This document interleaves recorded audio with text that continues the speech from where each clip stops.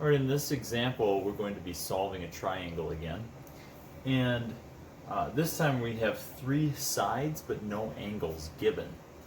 One thing that's interesting about this is that it doesn't seem to really matter which of the three versions of the law of cosines we use, because in all three of them, you have all three sides show up.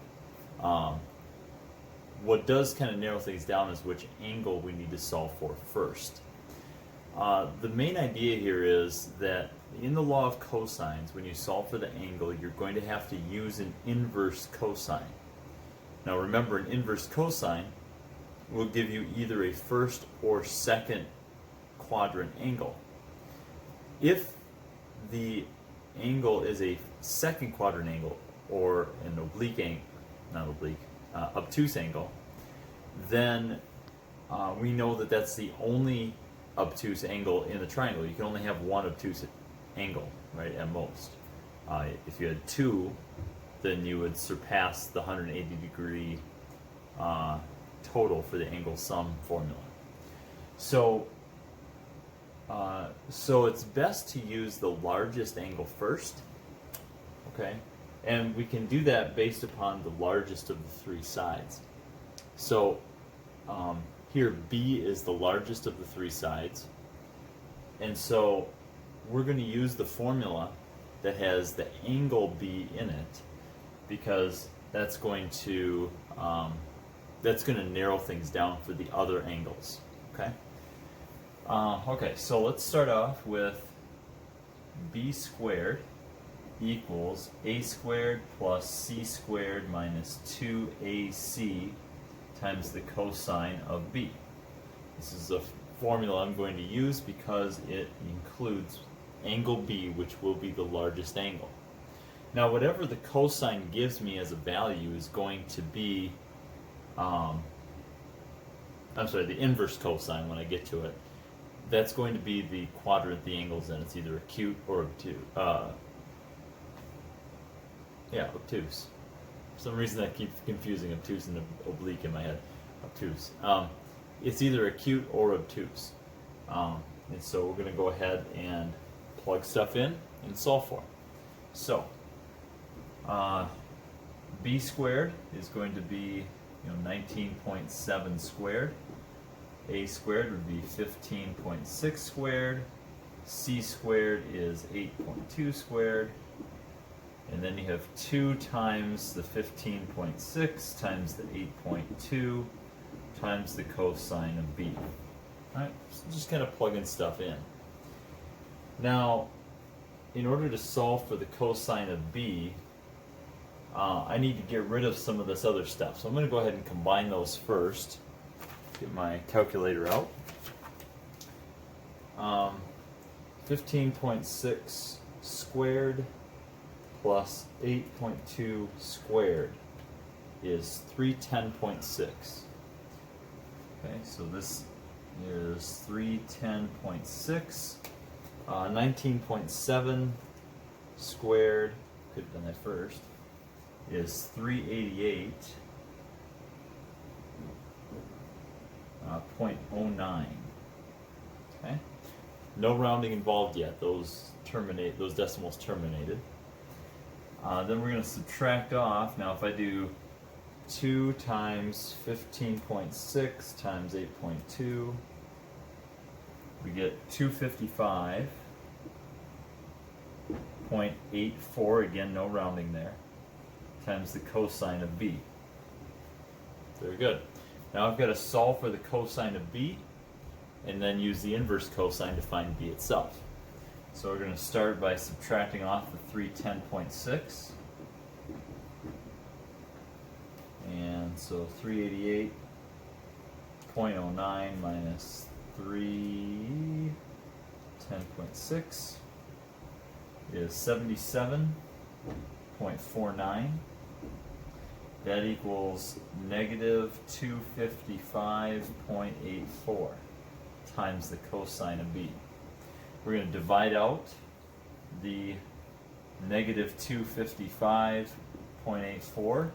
Now here's where we're going to end up having to do some rounding, but we're going to try to round as little as possible here. So when we divide this out, divide by negative 255.84, yeah, we definitely get some decimal going here. It's negative 0.3028846.154. I would like, and it keeps going, my calculator's rounding at the end there too. I would like to avoid the rounding. So I'll give you a little trick to use, at least what I think will work as a little trick. At this point, this ratio is what I just calculated. Rather than actually punching that in and calculating it, just do it this way. Say the cosine of b is equal to that ratio, 77.49, over negative 255.84. And then use the inverse cosine to solve for b, but leave this fraction as is. Okay, so b is the inverse cosine of 77.49.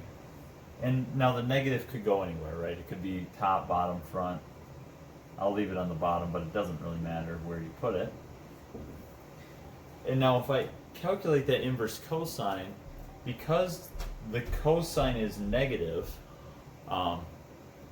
that's going to give us a second quadrant angle. Okay, so I know right away that my value for b is going to be greater than 90 degrees, so it's going to be an obtuse angle. Okay, so I'm going to type in inverse cosine of 77.49 divided by negative 255.84, close the parenthesis. And so when I type this in, I just leave the whole fraction as is. That's okay to put a fraction inside the inverse cosine like that. And what we will get is approximately 107.6 degrees. Okay. Now I'm going to go ahead and round to the tenths place because we had tenths places given. Just be aware on my math lab what the instructions want you to round to. Usually it will give you that information. If not, just try to be consistent with the information given. I think that's probably the best approach to take. Okay, so I have my cosine, I have my b value now. Now there's two other angles, all right? I found the largest one. So now I could actually utilize, if I wanted to, the law of sines to find the other angles. And it won't matter which angle I find. Remember, in the past we wanted to start with a bigger one and work our way down, and that's probably generally a good approach. But there were also times where we wanted to go with a smaller angle so that we could guarantee we're going to choose the one in the first quadrant, the acute angle. Okay, we did that in the last example. Here, it actually isn't going to matter because I know since the first angle here, the largest one, is greater than 90 degrees, I know all the other angles are going to have to be acute angles. They're going to have to be less than 90, first quadrant angles. So I don't have to worry about that when I use the law of sines and use the inverse sine. I know that whatever it gives me in the first quadrant is going to be my answer. Okay, so running out of space here, so I'm going to go ahead and solve then using the law of sines to get the other angles. So we know that side A over the sine of big A equals, this is B, so we know B, side B over the sine of big B. So remember, to use the law of sines, you have to have one full ratio given. We know side B, and now we know angle B. We're going to have to deal with some rounding. That's okay here. There's just going to be some rounding error involved. So I'm going to go ahead and plug stuff in. So side A is 15.6. Angle A, we don't know. Side B is 19.7. Angle B is 107.6. Now, I could cross multiply and solve for sine of A. So I get 19.7 times the sine of A is equal to 15.6 times the sine of 107.6 degrees.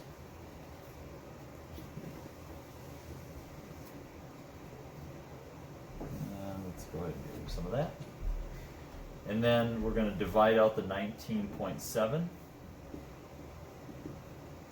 so that the sine of A is equal to this fraction. And now again, in order to avoid rounding too much, because I have rounded a little bit, I'm going to work with the inverse sign and just keep that fraction, input that fraction into my calculator. So actually, I know that the sine of A is equal to that fraction, so let's say this, let's say A is the inverse sine of that fraction, 15.6 times the sine of 107.6 degrees, all over 19.7.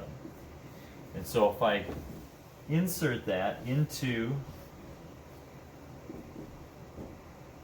my calculator, just as is, being very careful to include parentheses where needed. Okay, so when I type this in, I want inverse sine 15.6 divided by the sine 107.6 parenthesis, and then I have a divide by 19.7, and then I have to close the parenthesis again. So instead of showing you what the calculator has, because it's too long for one line, I'm just going to show you how I typed it in. It was inverse sine parenthesis 15.6 sine parenthesis 107.6 parenthesis divide 19.7 parenthesis. Alright, so that's what you would actually type into the calculator to get your answer. And of course, that value, when I hit enter, is approximately 56.2 degrees. Okay, so there's answer number 2.